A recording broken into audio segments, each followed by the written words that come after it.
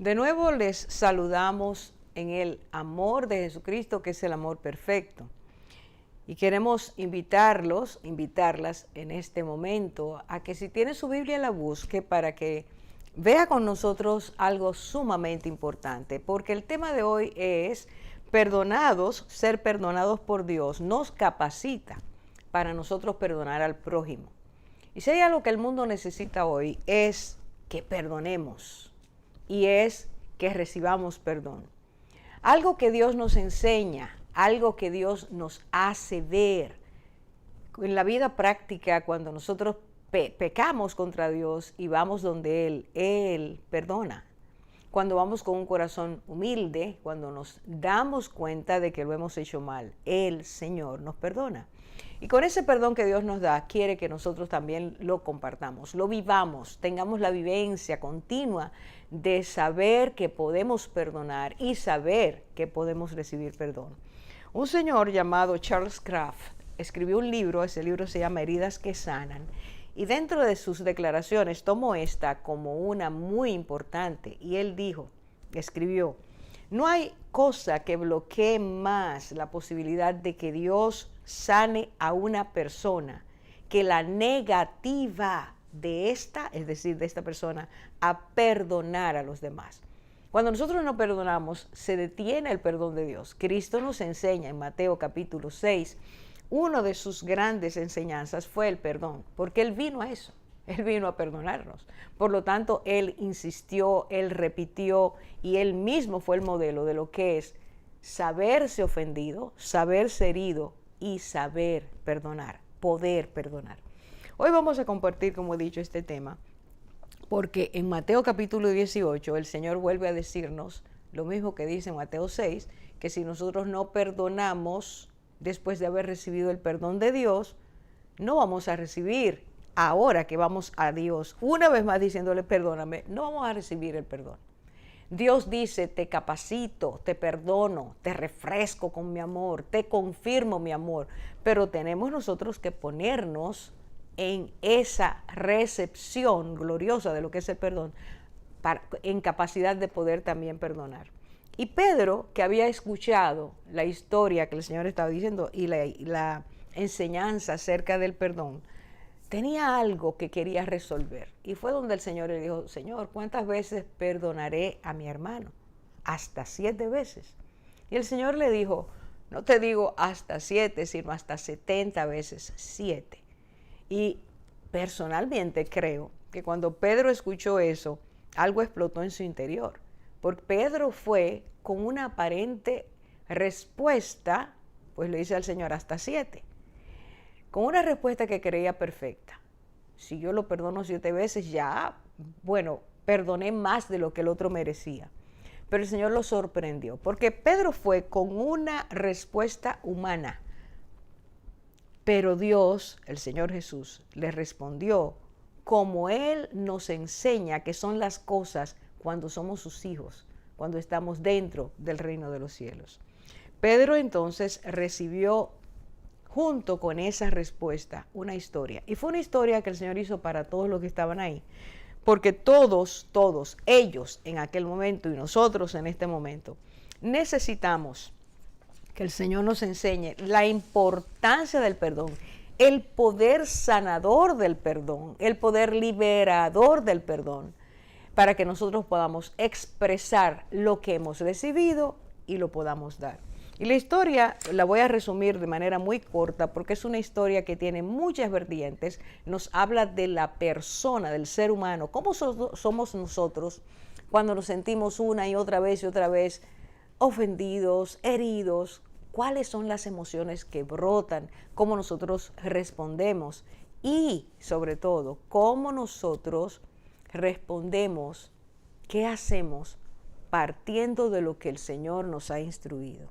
Dice la palabra de Dios que 2 hombres que pertenecían al mismo empleador tenían deudas. Uno, el primero, la tenía se había endeudado, había hecho una mala administración, no había pagado y había llegado a ser su deuda muy grande. No podemos dejar el detalle. El Señor nos da el detalle para que podamos hacer la comparación. Y habla del detalle de que este hombre le debía, dice allí la palabra de Dios, 10,000, a ver si lo encuentro, le debía muchísimo dinero. Traducido de el talento a los denarios, que era la moneda que se pagaba todos los días, lo que está diciendo es que este hombre tenía una deuda multimillonaria. Era imposible que lo pagara. Por eso su señor lo llama y le dice, tú tienes una deuda, págalo o todo lo que tienes y tú y tu familia irán presos. Y él se postra, él clama, él llora, él promete. Y algo pasa en el corazón de este hombre, del dueño, porque cuando este hombre se humilla y este hombre reconoce que él sí tiene una deuda, pero que en algún momento lo va a pagar, el rey lo mira y en su interior se produce eso que se llama, que Cristo le llama misericordia. Tuvo compasión y misericordia de este hombre y le condona la deuda. Le dice, no tienes que pagar nada. Este hombre debió salir de ahí muy feliz, pero muy agradecido también. Estaba viviendo lo que era el poder liberador del perdón. Y dice que saliendo justamente allí, a punto de ya irse, él encuentra al compañero de trabajo que le debe 100 talentos. Comparado con lo que ese hombre le debía al rey, millones. Comparado esto con los 100 talentos que este hombre le debe, esa era una deuda mínima, no tenía importancia. Él acababa de recibir todo lo que significaba ser libre. Pero en este momento dice que cuando vio a su compañero, lo agarró por el cuello, empezó a moverlo, empezó a ahogarlo y a decirle, págame lo que debes. Los compañeros de trabajo se asombran de que este hombre tenga esa reacción tan violenta y que haya procesado un milagro tan grande como era recibir el perdón de su propia deuda impagable y que esté reaccionando de esa manera. Y dice la palabra de Dios que los compañeros fueron, Cristo relatando la historia dice, y los compañeros fueron y le dijeron al dueño lo que este hombre que acababa de recibir el perdón estaba haciendo con un compañero de trabajo. Y dice que el rey lo llama. Dice, ¿cómo tú? ¿Cómo tú haces eso? Tú eres un siervo malo. Tú acabas de recibir el perdón de ti, de tu familia, la libertad de ellos y la tuya. No me debes nada. Pero entonces tú estás haciendo eso con tu prójimo. Y dice, y por lo tanto le dijo, y atendamos esto, te entregaré a los verdugos. Y fue llevado el hombre preso. La deuda que le había sido condonada en ese momento se convierte no solo en la deuda que sigue, sino en la incapacidad por cuanto estaría preso de poderla pagar. Pero la palabra clave que Cristo nos da es los verdugos. Y los verdugos significa aquello que estaría todo el tiempo. El verdugo en ese tiempo, la persona que estaba encargada de torturar y hasta de asesinar. Este hombre tendría que vivir con verdugos, personas que lo iban a torturar, que iban a hacer difícil su vida.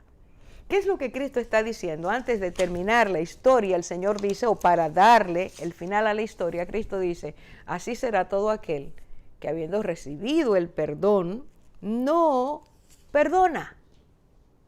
Hemos sido capacitados por Dios de una forma práctica, vivencial. Él nos perdona para que nosotros perdonemos. Fíjense que Dios no nos está pidiendo nada que no sea algo que Él primero nos haya dado. Y esto es lo grande del amor de Dios. Siempre Dios nos va a pedir aquello para lo cual Él ya nos preparó. Qué impresionante es cuando alguien recibe el perdón, cuando alguien le quita una deuda de encima. Imagínese que usted tenga una deuda en el banco millonaria y el banco lo llama un día y el gerente le diga, bueno, ya no tienes que pagar nada. Es lo que Cristo hizo cuando vino. Es lo que Él hizo. Él asumió nuestra deuda y por tanto, Él espera que habiendo recibido ese amor tan grande, nosotros también lo demos. ¿Dónde está el problema? ¿Cómo se complica?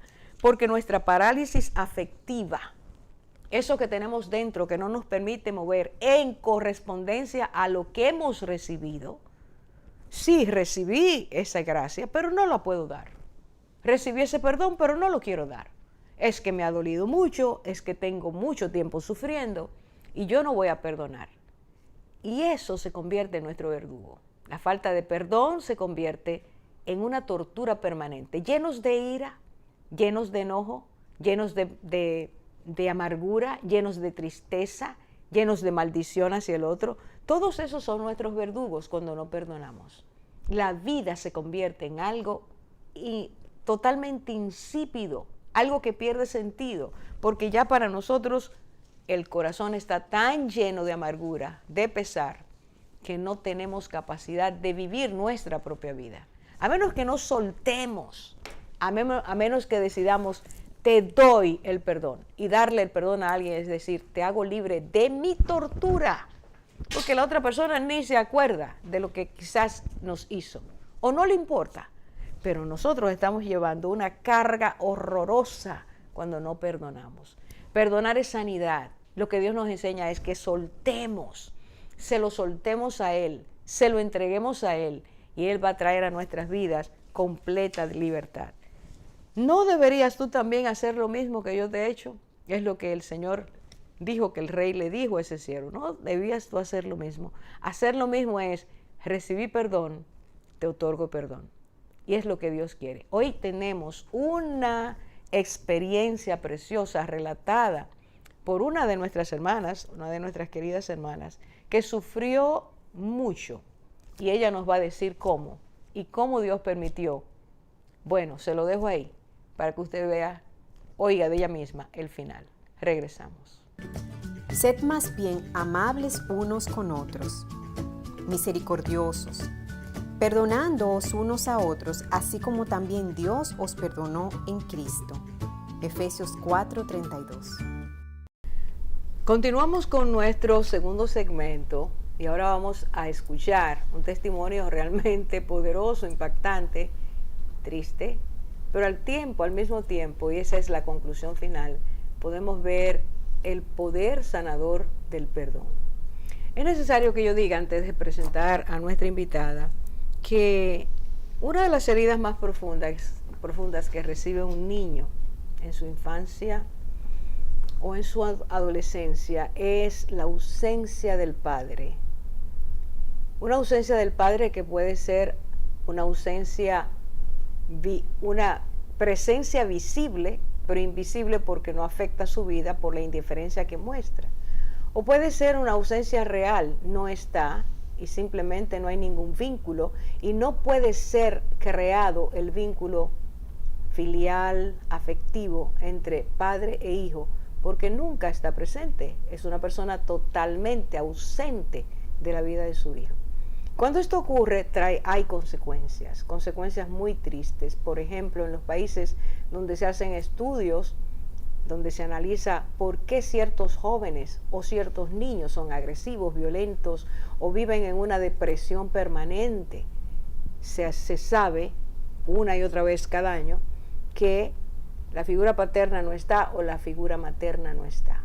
Y que muchas veces estando, como dije hace un rato, le hacen mucho daño a sus hijos. Hay rechazo, hay desprecio, hay no valía. Y estas personas crecen con una identidad muy lastimada. Pero Dios es Dios que hace milagros. Y ahí es que queremos que hoy ustedes escuchen esta preciosa, al final, preciosa experiencia. Te estamos dando la bienvenida, Erika. Estoy hablando con Erika Labourse. Ella es madre, es hija, es esposa, es profesional, decoradora de interiores, pero sobre todo es hija de Dios. Y ahí está el punto clave de esta historia. Bienvenida. Gracias de verdad por tenerme. Es una bendición estar aquí y compartir con ustedes. Me siento sumamente bendecida del Señor y de todo lo que Él ha hecho en mi vida y espero de verdad que compartir este testimonio sea de gran bendición, porque si hay alguien que lo puede todo es nuestro Señor Jesús. Justamente, ahora que dices, si alguien lo puede todo, tenemos que hablar de un antes y un después. Así es. Hay un antes que tiene que ver con tu concepción, infancia. adolescencia y luego el después. Vamos a empezar por la primera parte. Bueno, ¿qué les digo, mis hermanas? Yo soy hija única de mi papá y de mi mamá. Ellos, al poco tiempo de casarse, mi mamá se da cuenta que está embarazada y mi papá le dice que él no quiere hijos y le da dinero para que se haga un aborto. Mi mamá queda petrificada por la situación y dice, no, pero esto es imposible. Pero él insiste y mi mamá finge haberse dado el aborto. Pero ya la barriga a los meses, pues ya es evidente. Ahí comienza una situación de conflictos entre ellos y la relación se deteriora y se rompe. Ellos se divorciaron apenas, yo no tenía ni siquiera un año cuando ellos se divorciaron. Y ahí vengo yo al mundo no siendo deseada, siendo la hija del no deseo. Y mi mamá siempre se queda conmigo, me apoya y cría a su hija. Mi papá se desprendió desde ese momento porque él externó claramente, yo no quiero hijos. Entonces yo vi a mi papá a los 6 años, después lo volví a ver a los 8, cuando mi mamá quiso que comenzáramos a entablar una relación entre él y yo, y comenzó a llevarme por unas pequeñas horas a su taller. Y ya para la tercera vez, cuando yo llego, el taller está cerrado, él no está por ningún lado. Yo que ansío y anhelo tener este padre en mi vida, le insisto a mi mamá de que lo esperemos, que esto tiene que ser un error. O sea, tú estás segura, no lo llamaste. ¿Cuántos años dijiste? 8 años. Entonces, cuando él llega, al poco momento llega él, y él llega totalmente alcoholizado, llega con una botella en una mano y una prostituta de la otra. Y cuando yo lo veo y le digo, yo te estaba esperando, yo estoy aquí, o sea, ansiosa como niño ilusionado de querer este padre, él me dice, quítate mi apellido, tú no eres mi hija, yo no te amo, vete. Perdón, tú tenías 8 años en ese 8 momento años. que él te dijo eso. 8 años. Ahí yo sentí como que el mundo se me vino encima. Yo sentí que el corazón se me rompió en miles y miles y miles de pedazos, porque yo tenía esta ilusión, wow, este deseo, este anhelo de tener este padre, y pensé que en este momento ya hay este acercamiento, pues se va a dar. Pues no. Y lo que salgo de ahí es herida, salgo de ahí maltratada, salgo de ahí convencida de que no soy amada. Y ese sentimiento de no eres amada comenzó a acompañarme por el resto de mi vida. Hasta llegar a un punto en que en mi adolescencia yo siento que sí es cierto, yo voy a creer esto, a mí nadie me ama. Vamos a hacer una pausita antes de tú seguir. Tú estás diciendo que tu padre te dijo públicamente. Y en la calle, estábamos afuera del local donde él tenía su trabajo, y él me dice así, a grandes voces, o sea, no es de que no como, fue que te lo susurró. No es que me lo susurra, no fue una forma delicada, no fue nada sutil, fue de una persona ebria que te dice y te grita en tu cara, no te amo, quítate mi apellido, tú no eres mi hija. 3 cosas. Perdón, tu mamá estaba ahí también. Mi mamá estaba ahí. Tú no eres mi hija, quítate mi apellido, no te amo. Rompió como todo vínculo. Todo vínculo. Todo vínculo. Por eso yo sentí que el mundo se me acabó, o sea, por eso yo sentí que me cayó todo encima, o sea, yo quiero tener esta relación contigo, yo te necesito en mi vida, y entre lo poco que yo entiendo y sé, yo solamente estoy reaccionando como niña de 8 años a que quiero mi papá. Claro, Eso y es lo que algo yo que quiero. Aunque no ha tenido contacto. Claro, no, que iba a decir que hay un rechazo desde el vientre de tu madre, que aunque tú no eras consciente en ese momento, tu espíritu sí. Sí, Y había un rechazo que tú querías saberte amada y no lo recibiste. Y no sucedió exactamente. Entonces, ahí yo, les digo, o sea, me sentí totalmente abrumada por esa situación y esa herida ese dolor de no sentirme amada, es lo que comienza a acompañarme el resto de mi vida hasta la adolescencia, que se siente una carga más fuerte, porque ya yo estoy viendo, ya yo estoy entendiendo algunas cosas y veo cómo son las familias y mis compañeros tienen su papá, tienen su mamá, tú quieres eso que tú ves. Porque ¿Tú Erika, quieres eso? esa expresión, esa declaración que tu papá hizo, rompió todo vínculo, identidad, pertenencia. Sí, yo no volví a ver a mi papá hasta los 15 años, o sea, desde los 8 hasta los 15, y o sea, nos vimos brevemente. O sea, mi mamá, como siempre, vino y me dijo, mira, ven para que lo veas, para que él viera a su hija, y nos saludamos, qué sé yo, como si fueran dos extraños, hola, hola, ¿cómo tú estás? Bien, y fue algo breve. O sea, no había una relación, no había una comunicación, no había nada, o sea, éramos dos personas totalmente extrañas. Tengo dos preguntas. Ajá, pero siempre te quedaste con ese anhelo de Sí. tener esa relación. O sea, Claro. el hecho de que no lo hubiese no significaba que tú no tenías ese deseo Claro, de realmente tener ese vínculo con tu papá. así es. O sea, aunque uno no lo sepa y no le pueda poner nombre, tú quieres un padre. Ujú. ¿Y cómo se siente un niño de 8 años? ¿Y cómo va afectando o puede afectar su vida esas declaraciones tan drásticas y tan desnaturalizadas? ¿Cómo te afecta a ti cuando empiezas a ver la familia, cuando empiezas a ver que tus compañeritos son amados? ¿Cómo va trabajando eso en tu interior, Erika? Es algo desgarrador, Orfa. O sea, tú sientes como que tú estás solo en la vida. O sea, te dan una carga demasiado grande para una edad tan corta. Es como pedirle, yo no les puedo explicar realmente. O sea, tú te sientes que te han puesto este sello, que te han puesto esta marca de la no querida, de la no deseada.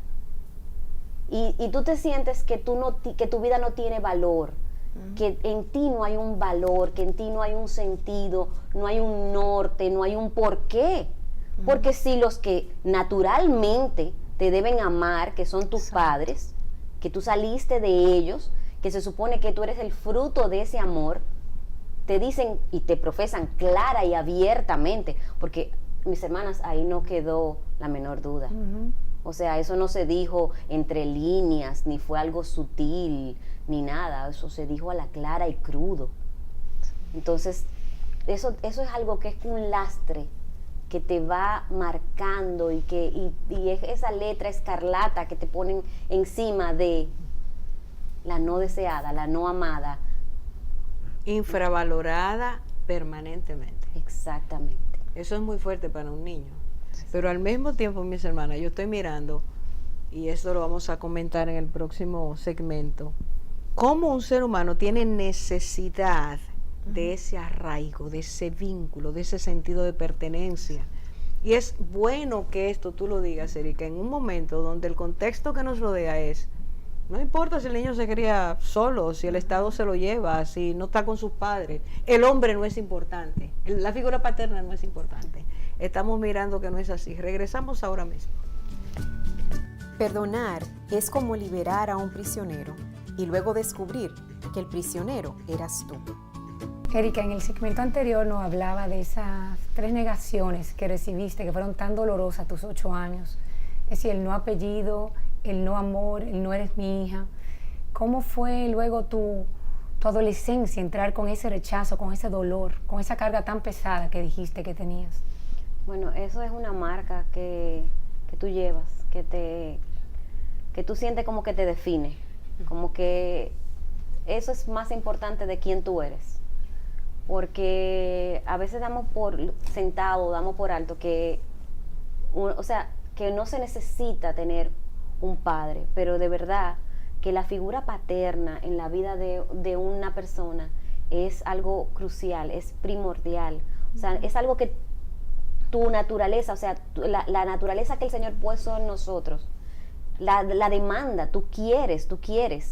Y ese nido, ese hogar que el Señor diseñó para donde tú crecieras y te sintieras amado y fueras educado y fueras llevado por la vida, tú no lo tienes. Entonces tú te sientes como que te han dejado caer y tú estás en una caída libre. Sin raíces. Tú, sin raíces, Orfa, sin raíces. O sea, tú te sientes que tú no perteneces a ningún lugar, que tú no perteneces, porque si en tu casa ya tú no perteneces, entonces ¿a dónde tú vas a pertenecer? Si los que se supone que te deben de amar y cuidar y proteger no lo hacen, ¿quién lo va a hacer? Entonces, ¿sabes, Erika, que tú acabas de decir protección y el Señor me ponía que te sentías no protegido? O sea, el padre es como la figura de protección. O sea, el Señor ha hecho al padre, al varón, como ese protector. sí, ese rincón seguro. Exacto. Exacto. Y me imagino que te sentías desprotegido, o sea. Claro, y titubeante, y tú caminas por la vida temerosa, tú caminas por la vida sin seguridad, sin sentir apoyo. Erika, y cuando en esa etapa de tu vida, niñez y adolescencia, ¿en tu casa conocían al Señor? ¿Tu mamá te hablaba del Señor? ¿Tú conocías al Señor? No, mira, realmente en casa no te puedo decir que nosotros éramos ateos ni nada por el estilo, nunca lo hemos sido, pero no era como que había una identidad cristiana presente, o sea, no había nada, simplemente viviendo una vida, estando vivos, Existiendo. existiendo, simple y llanamente. Wow. Y tu mamá, yo te hago una pregunta, en todo este proceso, de tus 8 a tu adolescencia, ese crecimiento, tu mamá sí, con ese rechazo que te hizo tu papá en ese momento, te consoló en ese momento, ¿qué te decía, qué te hablaba? Mi mamá sí me consoló, ella, me imagino que para ella debió ser también tan desgarrador como para mí, porque ella siempre a lo largo de mi vida trató de que nosotros tuviésemos una relación. Ella siempre fue esa persona que fue siempre a buscarlo, que le llevaba fotos mías, que siempre se ponía al tanto, mira, estamos aquí, estamos allí, nos mudamos en este lugar. Vivimos en este lugar, o sea, mi mamá siempre Qué labor. estuvo ahí. Y vale decir que nunca me habló mal de él. Impresionante. Wow, tremendo. Nunca me Hay habló que mal de ponerle él. una medalla a tu mamá. Ay, sí, Sí. valiente, O te sea, guardó en el vientre. Realmente, yo me enteré de parte de la información, de la parte de que yo no fui amada desde el primer momento, desde concebida, de que él pidió un aborto para mí, todo eso. O sea, yo me enteré después de adulta, ya Gloria a adulta, casada, que ya tú puedes manejar esa información. Pero mi mamá siempre cuidó ese detalle de nunca venir a influenciarme y decir, mira, este que nunca ha dado, nunca ha puesto, nunca ha dado O que me hizo, o que porque me su hizo. relación no fue buena. No, su relación no fue buena y ella recibió hasta maltrato físico. Como hubo ese espacio desde los 8, de ese momento de ruptura y de dolor, lo vimos otra vez porque ella lo orquestó. Fue ella quien decide a los 15, bueno, pero esta muchacha está grande, vamos a ver que el padre la vea y sepa que ya tiene una hija de este tamaño. Y es ella quien busca ese encuentro y quien hace el encuentro para que nosotros nos veamos, que fue un encuentro totalmente breve, una cosa de hola, dos extraños. No había una relación, no había una comunicación, no había un acercamiento de ningún tipo. Erika, una pregunta, cuidando tu corazón, moviendo tu corazón en ese momento de tu vida, ¿había odio, indiferencia, impotencia? ¿Qué había en tu corazón? Cuando tuviste a tu papá, por ejemplo, a los 15, después de los 8 que tú guardaste esa herida. Óyeme, eso era como caldo de cultivo. Eso fue fermentándose, eso fue creando ramificaciones internas, porque ese dolor fue creciendo de una manera, esa inseguridad. Señores, ustedes todos hemos pasado por la adolescencia, tú tienes tantos sentimientos encontrados, tantas situaciones, y a ese cóctel tú le sumas no saberte amada, saber que tú eres rechazada abiertamente, que a ti no se te busca, no hay una llamada, no es No le importas. no le importas. O sea, él no era ni siquiera mi papá de fines de semana, ni siquiera. No era O sea, presente. él no era presente para nada. Era un abandono, Era en un verdad. abandono total. Y entonces, tú, o sea, la mezcla de sentimientos, de emociones, tú pasas de ira, enojo, decepción, tristeza, amargura, te cuestionas también y dices que era algo que tú lo hice? pensabas cada día. Sí, yo lo pensaba frecuentemente, o sea, decía, ¿qué hice? ¿Qué fue lo tan mal que hice? O sea, de verdad, uno siente como que, además de todo, se siente culpable, te sientes culpable de lo que tú no has hecho. De lo que tú no has hecho, porque tú dices, pero ¿por qué? Claro. ¿Por qué? Y eso es algo que te marca de una manera tal que tú lo vas arrastrando y lo vas proyectando en toda tu vida, en todas tus áreas, en todas tus áreas. ¿Y cuál fue el resultado de un reencuentro frío, congelado? Bueno, Orfa, fue muy difícil, porque en aquel momento, después de ahí, yo comencé a cuestionar el porqué de mi existencia. De realmente hay sentido en mi vida. Yo no soy amada. No hay alguien que me ame. No, mira, me dijeron claramente que no me amas. Hay sentido en mi vida. ¿Para qué yo estoy viva? Y comencé a pensar y yo dije, pero es que yo no hay sentido para vivir. Yo no quiero vivir. Y es en ese momento que me voy al baño de mi casa, busco un frasco de pastillas y vacío todas las que me podían caber en una mano, decidida que había que parar de sufrir. Y cuando yo me iba a tomar las pastillas, yo sentí que el Señor me dijo, yo te amo. Dios. Yo te amo. Yo te amo. Te lo dijo 3 veces. Ajá, Tres veces. iba a decir, Vamos a 3 ver. veces. Sí, las 3. Wow, yo estoy engrifada. rechazo. Yo estoy engrifada. Ajá. Las 3 negaciones de tu padre, físico, biológico. Igual En que ese como momento, con Pedro. Ahí está, la misma terapia. La Wow, misma terapia del gloria Señor al con Pedro. Señor. 3 negaciones y 3 restauraciones. Tres Increíble. afirmaciones. Digo en Pedro, Ajá. en Pedro. 3 restauraciones. Ajá, Y a ella en 3 afirmaciones. Sin duda. Amén. El Señor te devolvió cada una de esas cosas. Amén. Y tú En no, ese o sea, tú momento. nunca habías escuchado la voz de Dios ni tenías una relación con Él, nada, ¿verdad? Nada, yo realmente crecí en un ambiente, como les dije, que no había nada, que estaba la nada ahí. Y justamente en ese año, por conveniencia, mi mamá me puso en el Colegio Evangélico Central y ahí comenzaron a hablarme de un Jesús que yo no conocía, que no sabía.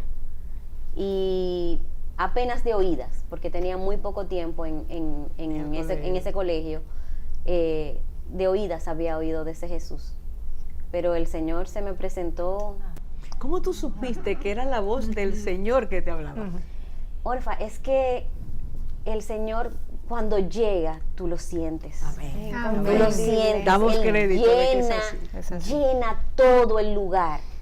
Y la sensación de sentirse amada profundamente, de repente, o sea, cuando el Señor ha tenido algo muy claro en mi vida, que Él siempre me ha hablado a lo interior, a mi corazón. Y es una convicción. Una convicción de que tú puedes decir claramente, el Señor me dijo esto. Sí. Porque Él se presentó y cuando yo lo sentí y cuando lo escuché dentro de mí, me inundó. Su paciencia, su presencia me inundó. Me sentía desbordada de ese amor. De lo que era tu carencia. O sea, en De lo ese- que era mi carencia de carencia. amor y Dios cubre. y en ese momento multitud. tan crucial, En ese con momento. unas pastillas en la mano. Tú sola, que nadie sabe Impresionante. nada, nadie está enterado, no hay nadie que te tocó la puerta, nada. Solamente Dios, que lo puede ver todo y que lo sabe todo, que escudriña todos los corazones. Él sabía lo que yo necesitaba. en Erika, ese entonces momento. tú pudieras identificar ese momento como el inicio de la segunda parte De tu sanidad. de tus Un el antes inicio y de un tu sanidad, después. un antes y un después. Es un antes y un después, de verdad que sí. Que de ahí en adelante yo quise conocer a este Señor, a este Jesús que se me había presentado Y aunque yo todavía me sentía muy abatida por toda la situación, yo sentía que yo lloraba, pero no lloraba desconsolada. Lloraba con el consuelo de saberme llorar en el regazo de un padre que me amaba, que me pasaba la mano, que ponía su bálsamo sobre mí para sanar mis heridas. Es que Ya no está. al Dios que me ve. El Dios que Amén. ve, El que Dios todo que lo ve, ve. el Dios- en el pozo de la desesperación, como Agar, Ajá. que la estudiamos hace un tiempo. Allí ¿Te llega el vio? Señor, pero yo quiero hacer la conexión, porque tenemos que hacer una pausa. Fíjate, Erika, tú estás diciendo que tú antes llorabas de una forma, en desesperación, en esa sensación de no soy, no puedo, De no tristeza, tengo. de Y sí. ahora tú lloras de otra forma, porque el dolor no se había ido, No, pero ya tú sabías que alguien te amaba. así es. Ahí está el punto. Regresamos. No podemos evitar ser heridos y maltratados por los demás. Por lo tanto, no podemos evitar la necesidad de perdonar a otros. Erika, y ya sabiéndote amada, teniendo identidad, teniendo esa pertenencia que Dios te da, sin embargo, me imagino que el dolor continuaba ahí. ¿Cómo tú encontraste sanidad? Bueno, yo guardé todo aquello, todas esas emociones, las puse en una gaveta, las cerré con llave y seguí transcurriendo mi vida y mi relación con el Señor, pero con esa gaveta ahí de que, Padre, tú puedes pasearte, pero esa gaveta no la puedes abrir. Y así pasó el tiempo, seguimos con fricciones porque lo volví a ver a los 21 años cuando me enteré que tenía 3 hermanos y fui a conocerlos. Y ahí se agravó más nuestra situación y se deterioró más nuestra relación. ¿Y cómo, perdón, te diste cuenta cómo supiste que tenías 3 hermanos? Un día de repente sonó el teléfono, hola, soy yo. ¿Y cómo tú tienes mi número? Bueno, yo siempre lo he tenido, tu mamá siempre me ha dicho, Siempre ¿dónde lo he están? tenido. Sí, y entonces ahí tú te sientes más todavía. O sea, me abandonaron de verdad. O sea, fue un intencionado. Y entonces cuando yo me acerco, porque deseosa de hija única a tener 3 hermanos, de repente, pues imagínate, yo deseosa voy a conocer estos hermanos y todo eso, pero comienzan las fricciones y comienza ese dolor que yo había engavetado a salir, porque yo estoy viendo la situación con mis hermanos, estoy viendo en las condiciones que están viviendo y ahí comienza nuestra fricción mayor, ya yo de 21 años de edad. Entonces nuevamente nos alejamos porque ya era algo demasiado doloroso. Y yo lo vuelvo a ver entre la multitud el día de mi boda a los 26, que mi mamá, como siempre, lo invitó a la boda y fue un hola, felicidades, ay, gracias, bye, bye, y más nada. Entonces ya después de ahí, yo al tiempo tengo mis hijas y todo eso, mi mamá me dice vamos a llevar las niñas, ven para que lo conozca, y yo, mami, pero si no quiere hijos, va a querer nietos, por Dios. Y entonces, nada, yo voy como obedeciendo a mi mamá para que él la vea, pero realmente no pasa nada porque él no está interesado. Hasta que llegó un momento en que a los años, después de eso, me suena el teléfono y era uno de sus mejores amigos y me dice, mira, yo soy amigo de tu papá, yo sé que ustedes no tienen una relación, pero yo lo veo a él muy enfermo y yo quisiera que tú fueras a verlo. Erika, y cuando recibes esa llamada, ¿cuáles fueron tus emociones? O sea, todas, ¿cómo María, reaccionaste? ¿Tenías deseos de no realmente tenía corresponder con esta llamada? Porque la llamada es de un extraño, alguien que sabe que tú no tienes relación con tu papá. Me imagino que sabía tal vez cosas interiores porque por lo que nos dijiste él era amigo de tu papá. Uh-huh. O sea... No, yo no quería para nada, o sea, tú me estás hablando de un extraño, pero yo tengo, o sea, en mi casa me inculcaron un sentido de responsabilidad y de trabajar y de hacer las cosas bien hechas. Entonces, inmediatamente este señor me llama y me dice eso, yo contacto a mis hermanas y le digo, vamos a reunirnos. Y nos reunimos en su casa a verlo y vemos que él está muy mal. Y ahí comenzamos nosotras a llevarlo de médico en médico y tratar de conseguir un diagnóstico para saber qué es lo que él tiene. Y ahí está la Erika responsable, ahí está la Erika dando la cara, y poniendo el dinero si es necesario, si lo ¿Estaba tenía. la Erika compasiva, misericordiosa en ese momento? No. La persona responsable. Mi corazón no estaba ahí. Mi dolor no se había sanado. Eso todavía seguía engavetado. Yo esa parte no se la había entregado al Señor.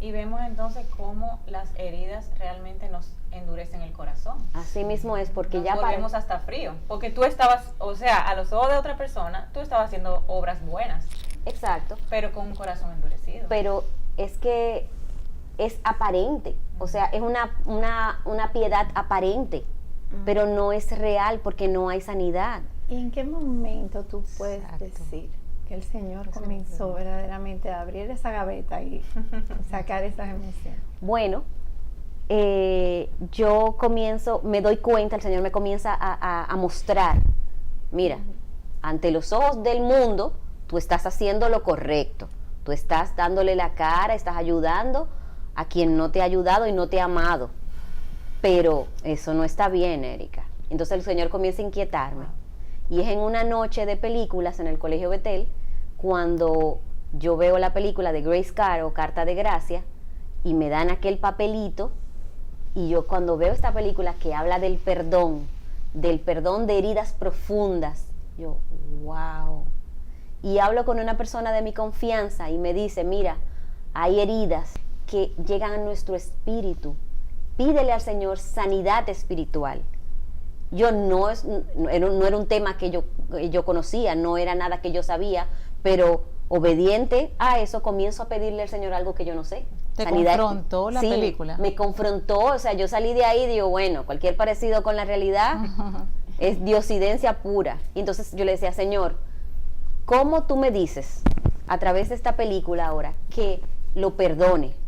Porque vamos a sacar el expediente de este caballero, mira, todas estas cosas, padre ausente, nunca proveyó, nunca estuvo, declaró Palabras hirientes. no, más que hiriente, o sea, confeso y todo de que no te ama. Entonces, ¿cómo tú me pides a mí que yo lo perdone? Y entonces el Señor comenzó a inquietarme y yo no quería obedecer. Y llega un momento que recibo otra llamada y esta llamada ya es crucial. Me dicen que él está totalmente grave y yo ahí, guiada por el Espíritu Santo, me doy cuenta de a qué padre yo no le estoy siendo fiel y a qué padre no estoy obedeciendo. Y me doy cuenta que a mi Padre Celestial no le estoy obedeciendo. Y el Señor ha estado insistentemente pidiéndome su perdón. Lo único que ha pedido de mí es su perdón. Entonces ahí llego yo hasta su casa y quiero comenzar a trabajar este asunto, pero él no tiene conciencia, mis hermanas están ahí y el Señor, como siempre, hace su milagro. A las 2 le suena el teléfono, una primero y otra después, salen las 2 y yo me veo ya en la necesidad de sola con tu papá. Sola con mi papá y en la necesidad de obedecer a mi Padre Celestial. Amén. Entonces me siento a su lecho y cuando él me ve y me le siento al lado, me dice, yo pensé que tú no ibas a venir. Y aquellas palabras me rompieron en dos. Pero esta vez fue para sanidad, porque Era yo como sentía... una forma hasta de él mismo reconocer, como que él le había fallado. Sí, Que él no merecía que O tuvieras sea, ahí. Como que él sabía que él había hecho tanto que que tal vez tú no ibas a venir. sí, pero yo sentía que esas palabras me las decía Dios. Amén. Amén. Yo sentía que el Señor me decía a mí, que me confrontaba por último momento de, ¿cuándo es que me vas a entregar esto? Déjame sanarte. Y en ese momento, cuando yo me siento confrontada por la palabra del Señor, es ahí cuando yo, por primera vez, lo puedo ver a los ojos y decirle, ¿cómo no venir si yo te amo?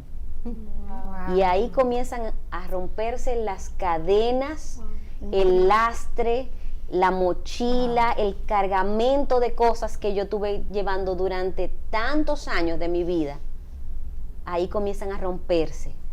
Y ahí comienzo yo a darme cuenta que yo también he fallado, que no puedo levantar el dedo acusador, porque yo no he sido hija, yo no he sido reflejo de Cristo, yo no le he mostrado el amor que yo sentí cuando el Señor me dijo que me amaba. Amén. ese amor que me sanó, ese amor que me sostuvo, que me guardó, que me cuidó, yo no se lo mostré a él. Y entonces le pedí perdón porque yo no había sido hija.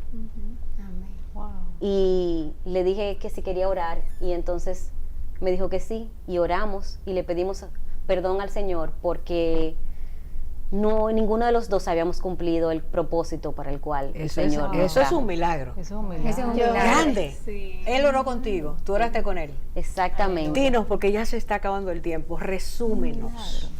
¿Qué Ay. pasó ahí? Él ahí, yo le digo, vamos a orar, y me dice que sí, y entonces yo comienzo a pedirle al Señor desesperadamente que nos perdone, porque nos tiene que perdonar a los dos.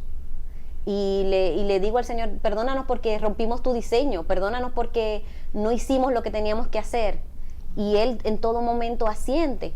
Y le hablo de la carta de gracia y le doy el papelito de, mira, que lo que decía en la película, decía, yo te perdono, pido tu perdón y prometo orar por ti todos los días. Y él me dice que sí, que le gusta, y le doy el papel y él se queda con él en la mano. Oramos, lloramos. Él recibió al Señor.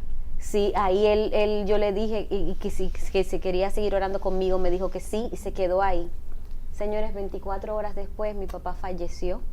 Wow. Cuando mi hermana me llama, yo ya llego allá y le pregunto a ella que si ella no ha visto un papelito en la habitación, y ella me dice que él murió con él en las manos. Wow. O sea que eso fue para mí un detalle preciosísimo del Señor, para decirme a mí, mira, lo que hiciste era lo que se necesitaba. No hablaste con una persona que no estaba consciente de lo que estaba haciendo ni nada. Hablaste con una persona que sí, que se siente. Esto es maravilloso, pero ya se nos acabó el tiempo. Hay personas que están mirando y que están identificándose contigo por su necesidad. Están torturados, agobiados, llenos de ira, no pueden perdonar. ¿Qué de manera sucinta tú le puedes decir a ellos? Yo les invito a todos, miren, yo sé lo que es una herida profunda, y yo les invito de verdad que le entreguen ese paquete a Jesús. El Señor es Dios de sanidad, el Señor es Dios de salvación. No te quedes con esa herida, no te quedes con ese dolor. Eso lo único que hace es marcarte y desvaluar tu calidad de vida, tu calidad de persona. O sea, el Señor no los va a dejar igual. El Señor no los va a dejar igual. Créanme de verdad que eso fue un antes y un después. La liberación, la sanidad, la paz, el gozo que se siente después de que tú perdonas, aún lo inconcebible, no tiene precio. Realmente van a ganar más perdonando que quedándose con ese dolor que los marque para siempre. Gracias, Erika. Gracias. Miren el rostro de ella, ahí no hay amargura. Y eso lo hace Jesucristo. Amén. Recíbelo, entrégale tu dolor y Él te va a sanar. Amén. Y cuando te sane, perdona, porque Él nos perdonó para que nosotros podamos perdonar. Dios te bendiga grandemente. Amén. Amén.